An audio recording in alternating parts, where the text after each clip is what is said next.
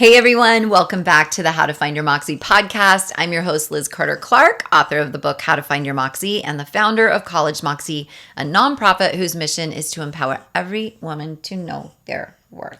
This is Sophie. If you've heard her snoring in some of our other episodes, she is almost always right here between me and Mackenzie. Yeah. Our hope today is that you will gain some nuggets of wisdom that just help you move closer to a life lived with confidence, joy, and love so we can all build stronger, more supportive communities wherever we find ourselves. Welcome back, Matt. Thank you. How are you doing today? I'm good. I'm excited for this episode. Today's episode is going to be really good. Yay. We are talking about confidence and mindset. We are. What are you most excited to chat about? I'm excited to talk about both equally, but okay. I think mindset is such a good way to improve your life. And I think it's a great way to find happiness. And I just think it's very important and that we talk about it. And also confidence. Everyone needs it. Everyone needs it. Yeah, we do. It's how we get our moxie. You're learning stuff. I am learning. No, I already knew this. See? I already knew this. You already knew this. I love it. Picked the right co-host. Yes. So tell me a little bit about your confidence journey throughout your life. Oh, wow. Okay. That is like a whole podcast in itself, probably. I grew up really grateful to be empowered to believe that I could do anything really in a lot of ways. And I was very encouraged in the things I was interested in, which was like dance and singing and being in plays and musicals and things. And I had a really supportive family. But then when my brother got cancer when I was in high school, I was a freshman in high school, that just like kind of turned upside down. And in a lot of ways like caused me to kind of question the stability of my life and like who I was. Like it wasn't difficult to feel confident when I was so supported. Yeah. You know? I think that's a very good statement too. Yeah. Because sometimes it can feel circumstantial, which is interesting because it's all just like the facade of control. Yeah. But it definitely plays into it. I was a kid that kind of needed to like learn by doing. Yeah. I didn't always make the best choices, but I did learn things from them. As a kid, I was never really a kid that questioned my confidence. I just like knew I was loved and I knew I was talented and I knew that I was a pretty good friend to other people, just like how I'm naturally wired. I'm very empathetic.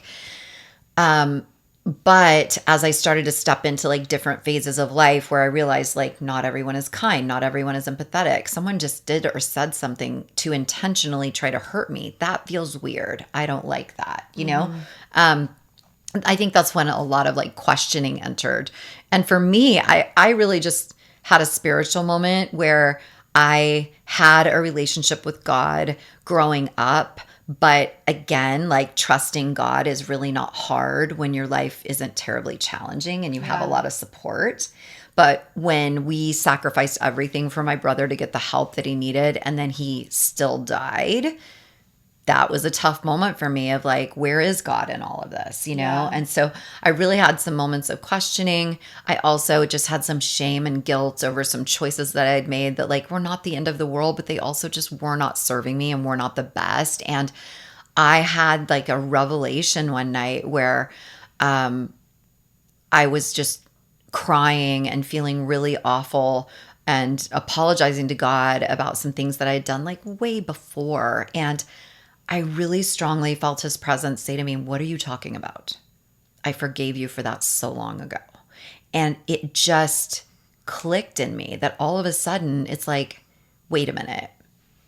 If the God of the universe, who knows how many hairs are on my head, loves me enough that if I was the only human he ever created, he still would have sent his son to die for me so that I can have a relationship with God, like, who am I to hold things against myself and feel inferior to whatever purpose he has designed for my life? All of a sudden, I realized that my lamenting and my sorrow was actually like a form of narcissism. Yeah. Because it's like I was so self-focused in where I wasn't perfect instead of just leaning into, I know I'm not perfect. That's why I need God. Yeah. And then all of a sudden there was this moment of like, there's nothing I can do to get outside of God's love for me. So now my way of showing that I am thankful for that is to try to live every day to the fullest, walking in the purpose that he has laid out for me. And like, I'm honestly mind blown with like everything that College Moxie has been able to do. And it's really because I just knew that like I have a heart for women your age. I seem to have an ability to connect. Like thanks. I'm always like, how long will I be able to like come in as like the fun, quirky aunt, and just like, influence? Because I think a lot of times the people that have the influence on campuses or within our organizations, like they have the much harder job of being like full-time mom. Yeah. I get to come in as like cool aunt, throw down some energy and some like fun knowledge nuggets, and then challenge you to be better, gently but kindly point out where we're in our way. And then I move on to another campus, Yeah. But we're stirring the pot and we're getting really good conversations started. And I feel so confident in that work. Like it's so much fun to see you all have aha moments, because then I know you're never going to be able to unknow what you now know. So like you will move forward in a more empowered way. And it might not be immediate, and it might take some unraveling of like, wait a minute, what is motivating my current choices that maybe aren't serving me, or maybe some are, and relationships and all those things, But being able to like be totally 100% committed to what we do, which is empowering women to know their worth, but then also being totally flexible on how we do it and what it looks like. Yeah, I think it has been really so cool. And it all really just comes from like feeling totally confident. Now, I say totally confident in like, I do nothing from a place of fear. I don't. She really doesn't.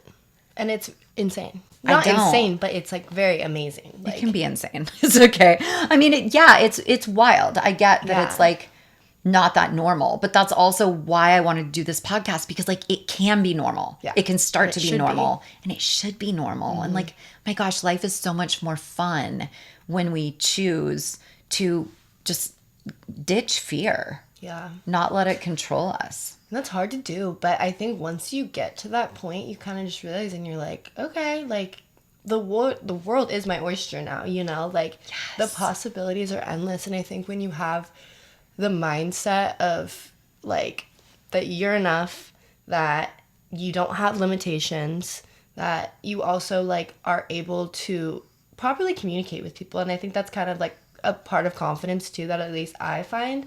Like, I think sometimes in certain situations, it can kind of be hard to communicate how you want to, and like be yourself, like to other people.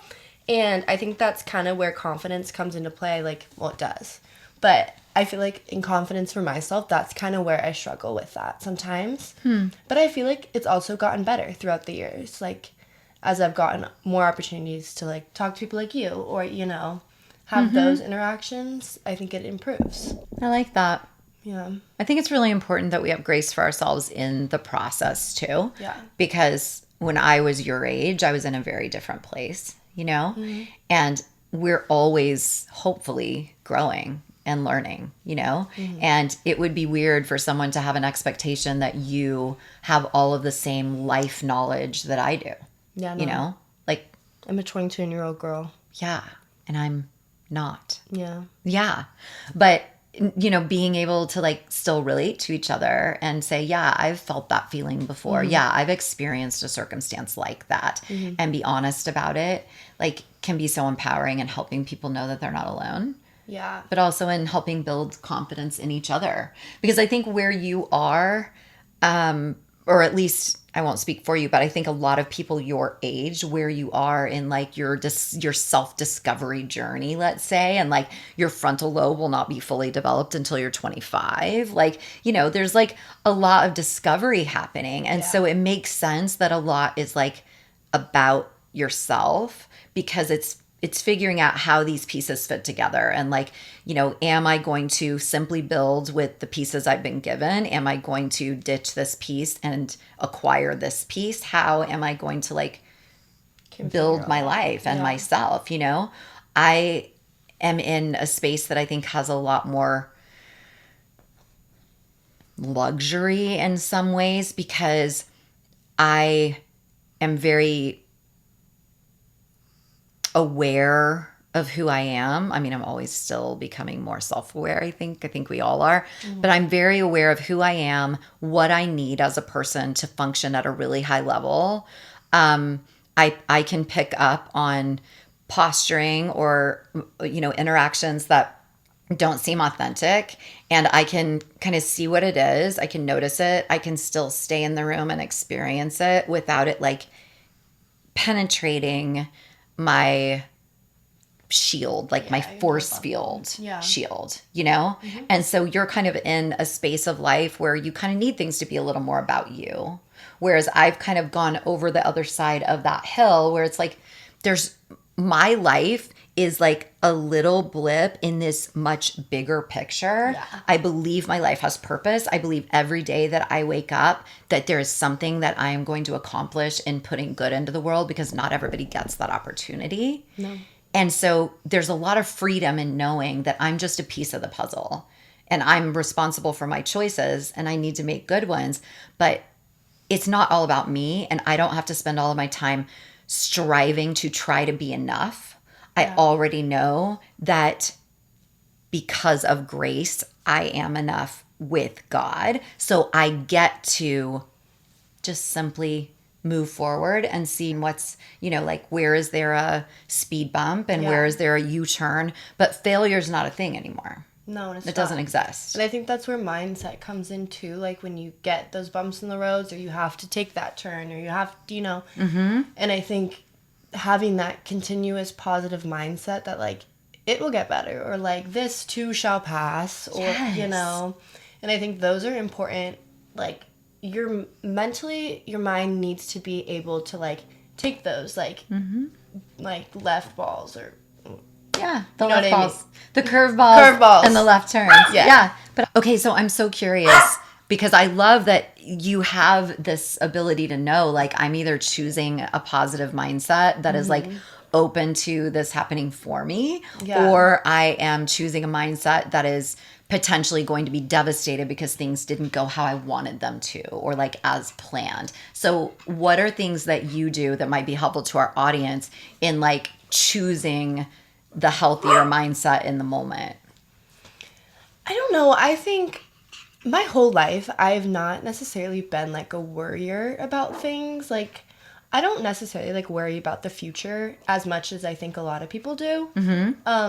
And I do think it's giving me this like mindset of where like everything will be okay. And I don't know if like I have like a certain tip for that or how someone else can feel that, but I feel like you just have to know that like, I don't know, it'll be okay. And I think everything happens for a reason in my life, and I like am very much aware of that, and I really live my life by that. And so like if something comes, I really am like, okay, I learned from that. Maybe it's not the best thing, or I didn't really enjoy that experience, but I learned from it, and that was supposed to happen.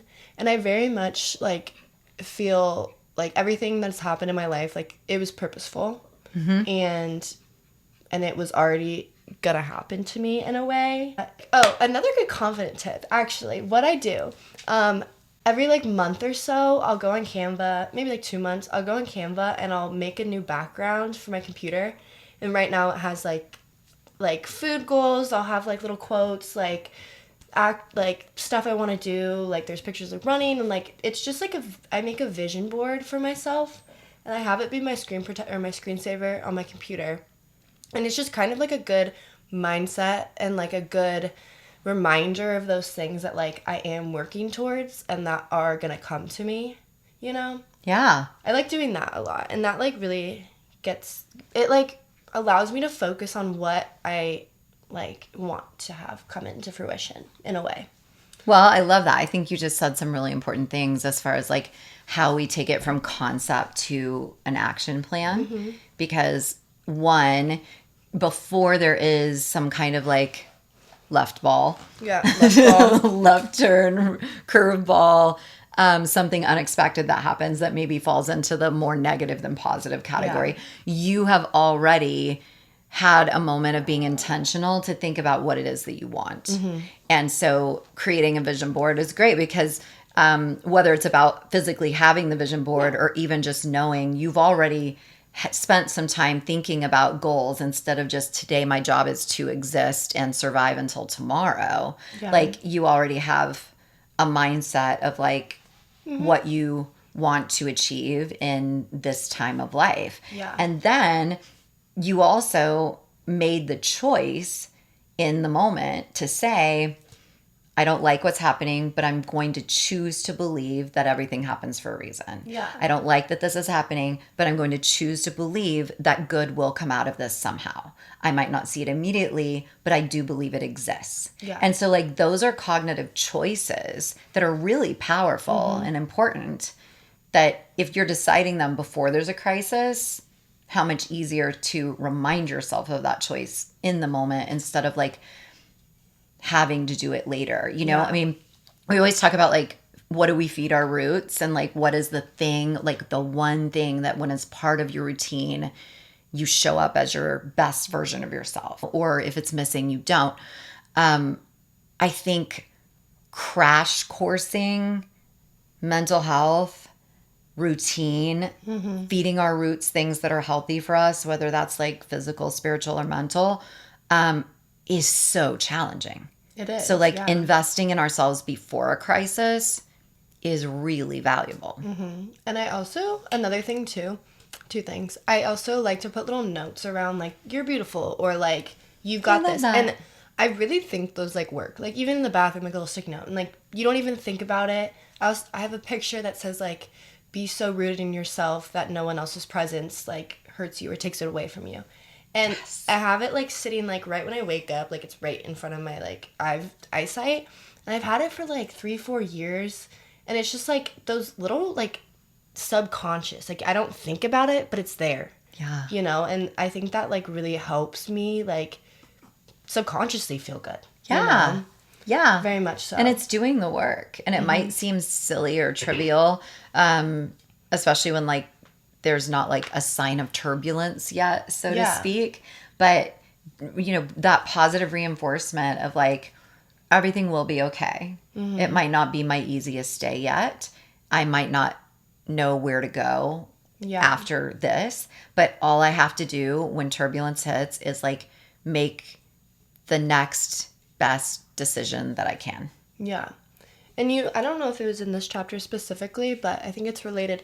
You talked about like being okay with your circumstances and being present, like allows you to be present. Like if you are just okay with the now and not worrying about the future, like it I'll find the quote in a second, but you know what I mean? You mean just as far as like the importance of being present instead of like spending all of our time spinning our wheels in the like the what ifs of tomorrow and the future? You wrote, finding contentment beyond your circumstances is key to your happiness and your ability to find joy in the present moment. And I think that's really important because I think a lot of us worry and have that mindset of like, what is the future? What is going to happen? And you're missing what's happening right now. Exactly. Yeah. And choosing to be content, choosing to focus on all of the things I have to be thankful for, is a great way to not spiral down like the what ifs. Yeah. It's also beneficial to our relationships because if I can say I don't like something that's happening in my life right now, I don't feel in control of how this went or what's happening, but this is a person I feel connected to and I know is for me. This is a person that's on my team and is for me. So I want to be present in the time that we have together and not just kind of mask and like go through the motions because my brain is spinning about this, you know? And sometimes it might be that like I need to give this a little bit of energy and just kind of play worst case scenario with myself of like, okay, what's the worst thing that can possibly happen? And then like, okay, usually it's not death. That's like the biggest secret to confidence too, in a lot of ways, I think, is like, you know, I always say like you cannot be an actress in LA for 10 years without realizing rejection will not kill you. Yeah. And once you realize that one more no does not leave you dead, like, okay, great. Give me a no. I dare ya. I'm going to keep going, you know? Yeah. But I think that's really the difference in people staying stuck in victimhood or getting to empowerment. I heard somebody say recently, I loved this. It was like, successful people are not necessarily better at something or smarter. They simply tried one more time. That's so true. And That's isn't very that much cool? true. Because it's like we are all so capable of being really successful in whatever our path and our purpose is. And they're all going to look a little bit different. But if we decide that a speed bump is a roadblock, Yeah. then we Can't limit go ourselves. anywhere. Can't go anywhere. And that's where like we start to believe that like maybe it's better to just stay small. Because when I try to dream big, it's vulnerable. Yeah. And if I That's just a stay scary small, maybe I won't get hurt. And I think that's a lie because we can always be hurt, you know? When you are in a funk or not in a good mindset, what do you do to get yourself out of there and help yourself? Great question. So for me, it has everything to do with like my physical and emotional environment. Yeah. And so I agree. sometimes one of the first things I'll do is make lists. So, what is it that I'm feeling? What is the evidence that supports this? Which pieces of my feelings are coming from a place of like worrying about what ifs or projecting intent onto someone else about what happened or just simply making assumptions about things, you know? And then I also double check like, am I in a physically clean, calm space? Do I need to make my bed? Do I need to light a candle? Do I need to clean off a countertop? Like I'm very impacted, probably because I have ADHD.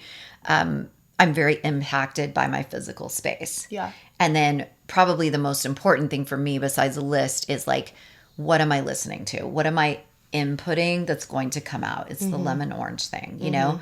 Am I watching TV shows, listening to podcasts, listening to music that are uplifting, Yeah. that have more themes of hope and joy? Or am I listening to things that are cynical and angry and perhaps being put into the world by people that are very comfortable in a space of misery? Yeah. I think that's a really good point too. Like what you feed yourself. It's like food. If you eat junk food all the time, you're not going to feel good and become unhealthy. If you Right. are feeding yourself with negativity, you're going to become negative and you're not going to be that happy, bubbly person. Exactly. I wanted to take a little bit of a turn. Okay. I wanted to talk about confidence within colleges because I personally have felt that, and I've had some conversation with other students. So, like, I think when we're in high school and you're in your little bubble, especially being a pretty girl, like, you feel very, very pretty, and then you come to a college campus and it's a million other beautiful girls, and it's, how do I find my confidence among a sea of tens, you know? Like, how do I find individuality in that space when I like her shirt and I wish I was wearing that and I would feel confident in that, you know? Or I don't feel confident in my outfit when everyone around me looks adorable. Like, I think that's a hard thing to navigate in college. For sure. And I love this question. Okay, first of all, the reasons you had to feel confident in high school or in your previous environment have not changed. No, they haven't, but it You seems are like still- it's bigger. But you that's know? because you're stuck in comparison. True. That is very true. That's because we're spending our time determining if other women are better than or less than. Yeah. So maybe in high school, you felt like you were a 10, and I'm saying you like Yeah, you whatever. to the world. But Yeah. like if someone felt like they were a 10 amongst 6, 7s, and 8s, Yeah. but now they're amongst other 10s, what that actually is giving your power away to other people to tell you what you're worth. And I think there's something really dangerous, and I will be very honest, I had to learn this the hard way. I found a lot of power in my sexuality when I was younger. I think that's very And common kind among of- females. Yes. Yes, common. it can be. And it's also really dangerous. Yeah. Because if we decide that our value as a person is in the body that we exist in instead of actually who we are, which is like here and here, that is such a slippery slope. Such a slippery slope. I mean, it's so easy to get wrapped up in comparison or feeling like nothing's enough. And that can lead to eating disorders. It can lead to drugs. It can lead to so many things that contribute to like the huge lie that what we look like determines our value. Yeah. And I sometimes think on college campuses too, you also have the influence of like men's groups and like what that Yeah. looks like. And listen, I don't think the men's groups are all bad. There are amazing things about our men's groups that I think we need to acknowledge more, quite frankly.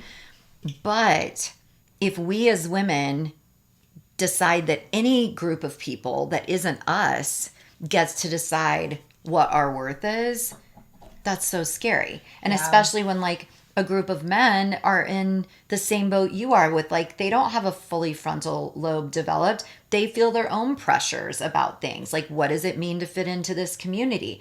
You're thinking about it as like, am I pretty enough? They're thinking about it as, am I relevant enough? My behavior needs to impress these people, so this is how I'm going to behave. They're not thinking about you, but you've given them your power to determine your worth. So that could end really badly. And them not even realize that they helped you spiral to a really low place.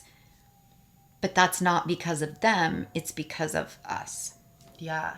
It's because we gave our power away, not because that guy was a jerk.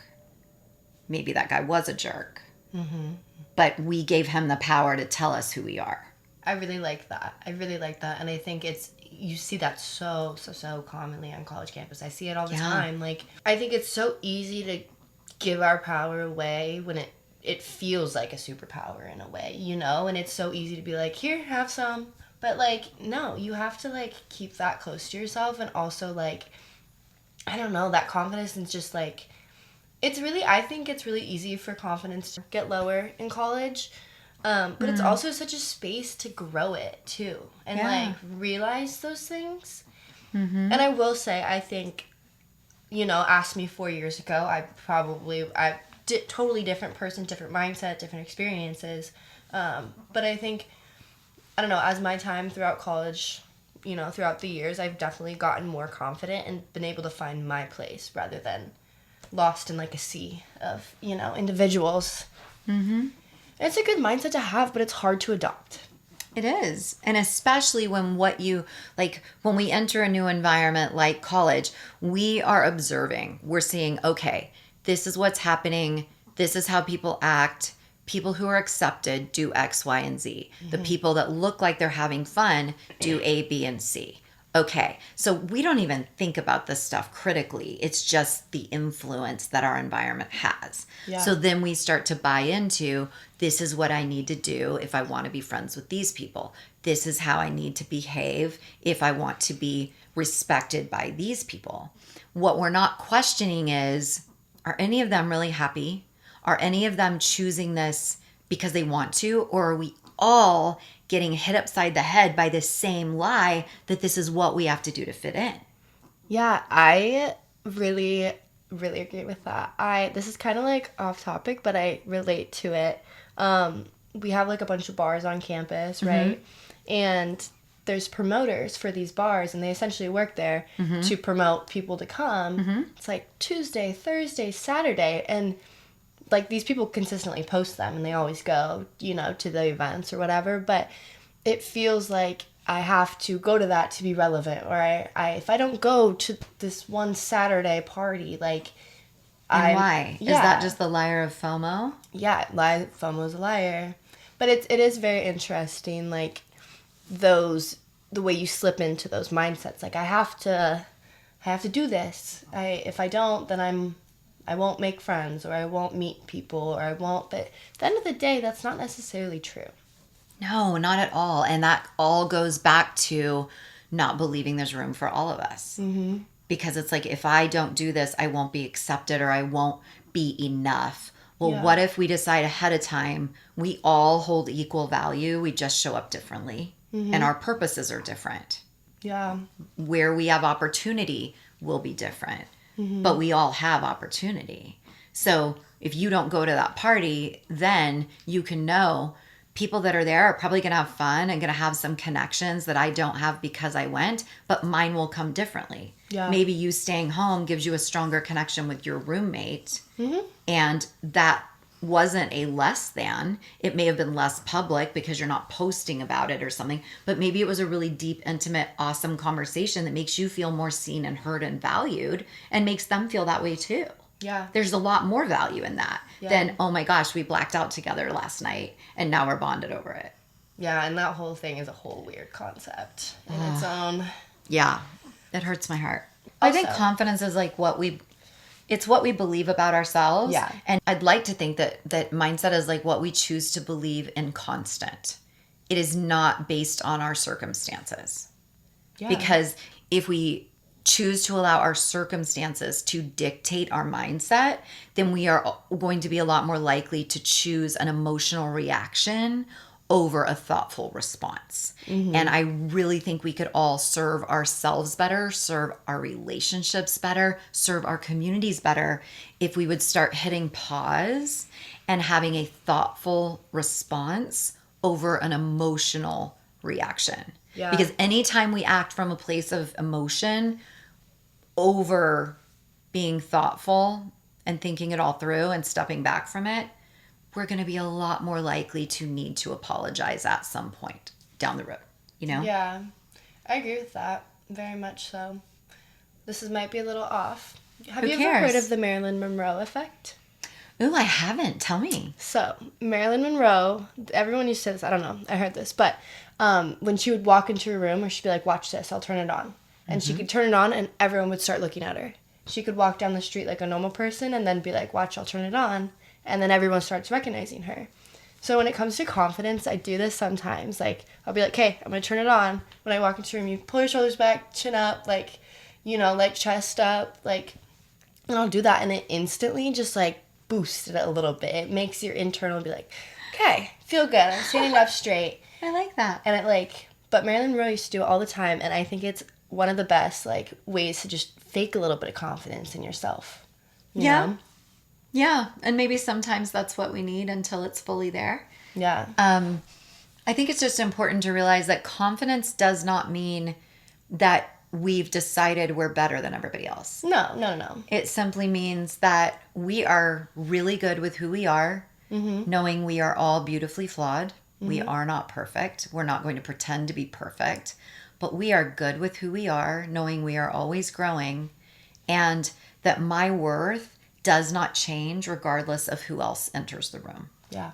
So that's where, like, if you are fully confident in a space like you described as high school and then you enter college, you will still take your confidence with you because the mindset then becomes, I know who I am, I'm happy with who I am, and I can't wait to connect with other people in the world and learn from them and see what it is that they can bring to my life and what I can bring to theirs. So then when you go from the metaphoric like 10 amongst 6s and 7s and all of a sudden you're amongst other 10s, then if you've already chosen that mindset of confidence, then it becomes exciting to meet other 10s because it's like, ooh, I can learn from you. It's shine theory.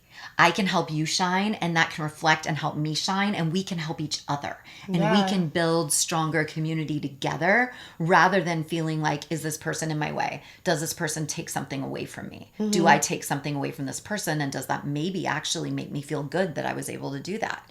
That is toxicity and it is not confidence. Yeah. When we're in a headspace or mindset of being able to choose confidence, regardless of who else is in the room, it also then gives us this cool ability to see all feedback as valuable. Yeah. So like someone can give me criticism and I do not take it personally. I'm like, this is information. Information is valuable. I can learn from this. I can grow from this. I can be better.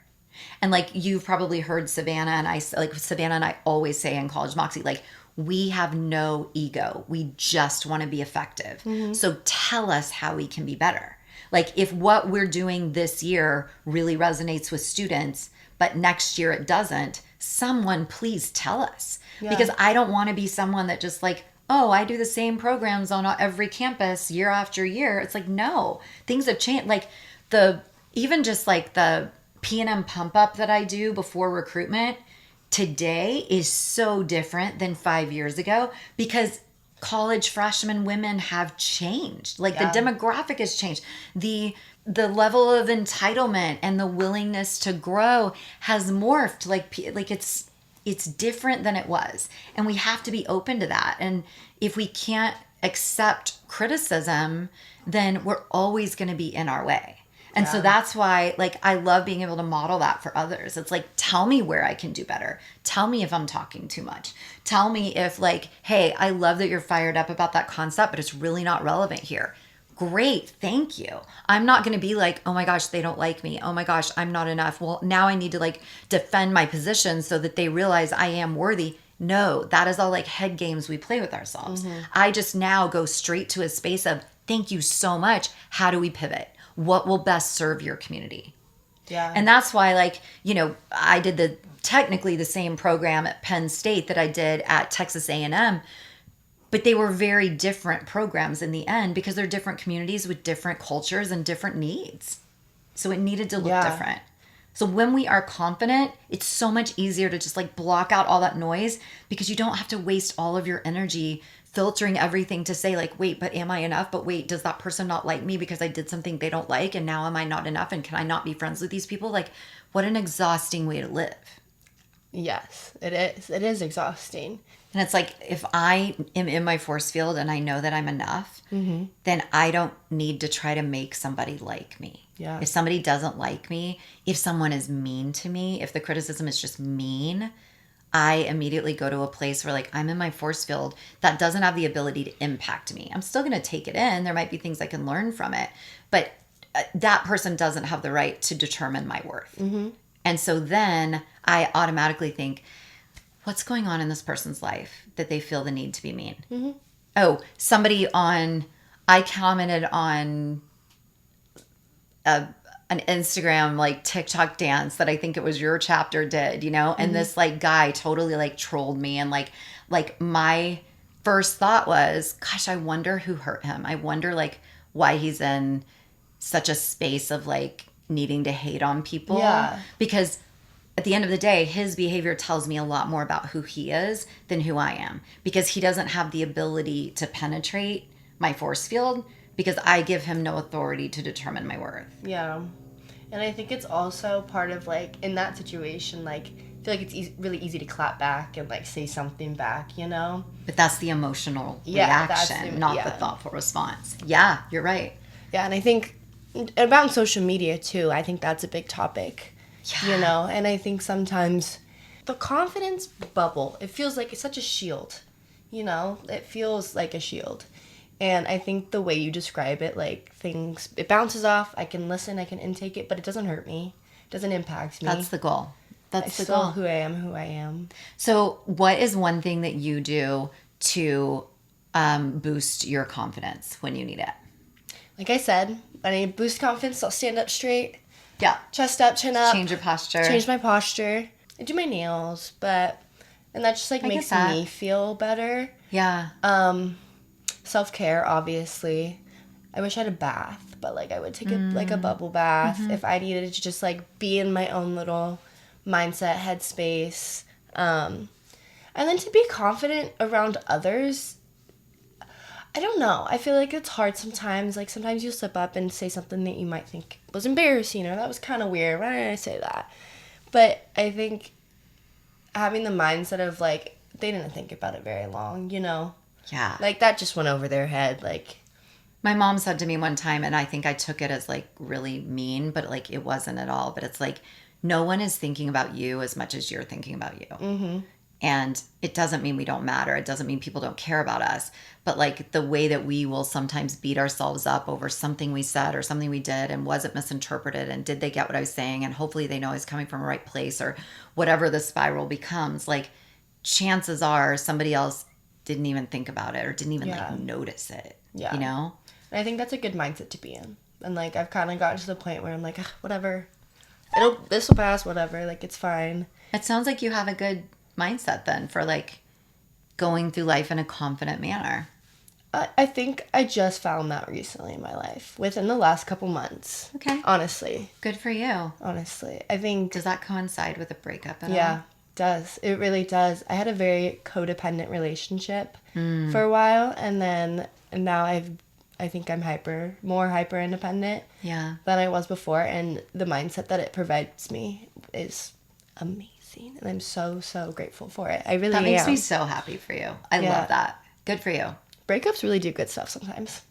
Yeah, and it can be really hard to pull the trigger sometimes. Yeah. Especially if we're believing the lie that, like, I've already invested so much, or I know they care. Like, it doesn't have to mean someone's a bad person for it to just not be a good fit. Yeah.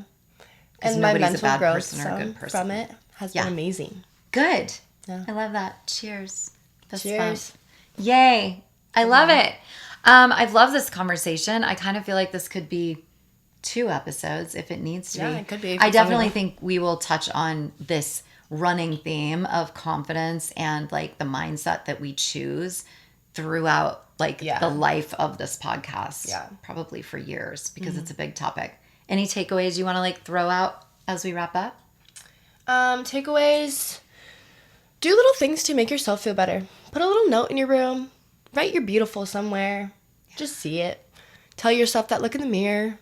Talk to yourself nice. Like, be nice to yourself. It'll get you pretty far. I love it. I love that. Maddie, I'm going to put you on the spot. Do you have one? Something you do to help yourself feel more confident? Be loud. I just imagine myself with like a little force field around me. Yeah, sometimes. same. That like nobody can touch me, or like my energy is not affected by anybody else, no matter who it is. But sometimes I forget to imagine that force field, and then I'm like, oh, I should have just imagined that. Yeah, put it on. That's a good point, because it's like we have to activate the force fields until it just becomes permanent. It's like turning it on. But it's like we have to activate it. Gotta turn it on. Yeah. Marilyn Monroe. What's your takeaway?